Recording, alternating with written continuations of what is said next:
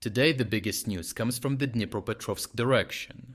Here, with the Ukrainian brigades reorganized, they are immediately turning the tide and defeating the Russians in the field, showing the difference one good commander can make. In turn, Russians have abandoned all hope of a successful attack and are forced to move around, but the Ukrainian soldiers had one last trick up their sleeve. The turning point came with the reform in Ukrainian 141st Brigade, as after a period of poor performance and degraded command practices, the brigade was reshaped under Shevchuk, who removed Soviet-style military thinking and rebuilt unit culture around modern combined arms practices.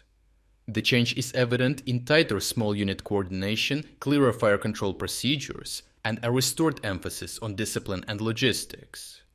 That cultural shift has directly translated into faster decision cycles on all levels by giving non-commissioned officers increased agency, more reliable liaison with artillery and drones, and an ability to conduct sustained clearing operations rather than a failing defense. As a result, the 141st has expanded its counteroffensive effort northward, mounting systematic clearing and interdiction missions that extend into Novoselivka and surrounding gray zones. First, reconnaissance drones swept the target area and picked out a small Russian patrol moving along the tree line. Their positions and routes immediately passed to forward observers. Using those coordinates, Bodana's self-propelled guns targeted these locations and fired precise tube artillery rounds that bracketed and suppressed the enemy positions. As the gunners finished, Ukrainian infantry moved in to clear all the Russian soldiers that remained, with calm, purpose and high levels of aggression. They moved through the houses, cleared rooms and streets, and secured prisoners, turning the sequence from detection to destruction to clearance in a single, well-timed operation. Due to the sudden intensity and effectiveness of the Ukrainian counterattacks, Russian commanders decided to shift their offensive focus away from the 141st. To maintain momentum, small recon groups were sent to probe Ukrainian defenses, of which only the group moving to Oleksivka survived long enough to make contact. However, as the recon group was small and without staying power, they were quickly killed by Ukrainians who had holed up inside the settlement. Nonetheless, Russian commanders decided that shifting their focus to Oleksivka would still be better than engaging the 141st directly, as it would completely stall their advance. Moving multiple launch rocket systems into position, they started hammering Oleksivka in preparation for further assaults. However, the goal of the Ukrainian counterattacks had succeeded, as breaking the Russian momentum toward Velikomikhайлivka had bought time for Ukrainian drone units to establish persistent overwatch and deeper interdiction coverage. Footage from Novoselivka shows FPV teams providing direct fire support for advancing Ukrainian squads, marking moving targets, and striking short-range infantry groups as they try to push in.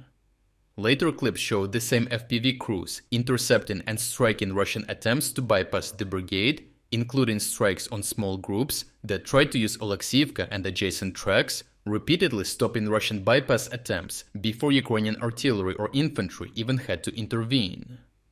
Going around the 141st lengthens Russian supply routes and forces convoys onto main roads, and with the mud season beginning, those longer exposed roads will be the only practical routes they can take. These open and exposed roads will be prime targets for the now set in Ukrainian drone operators to target, turning them into roads of death. Even as Russian infantry attempts to move through tree lines, which traditionally have less mud due to the roots holding the ground together better, these will be the only paths forward, and in turn will be heavily shelled and targeted by Ukrainian drone and artillery units as well.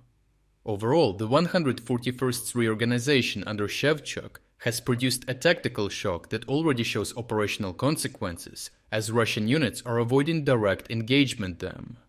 While going around might spare Russian forces fighting the 141st, they will also have longer and fewer safe routes to take, and moving troops or supplies will be even more exposed to drones.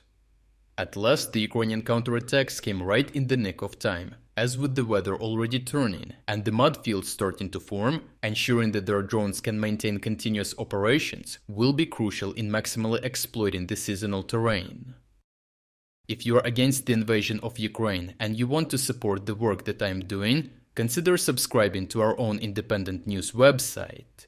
Here you can find our exclusive strategic insights, comprehensive overviews of all fronts, and regular tactical analysis videos. By subscribing, you will not only show your support for this channel, but also help and defend independent journalism. The link to our website is in the description. Thank you for watching this report, and I appreciate everyone who stepped up to join us.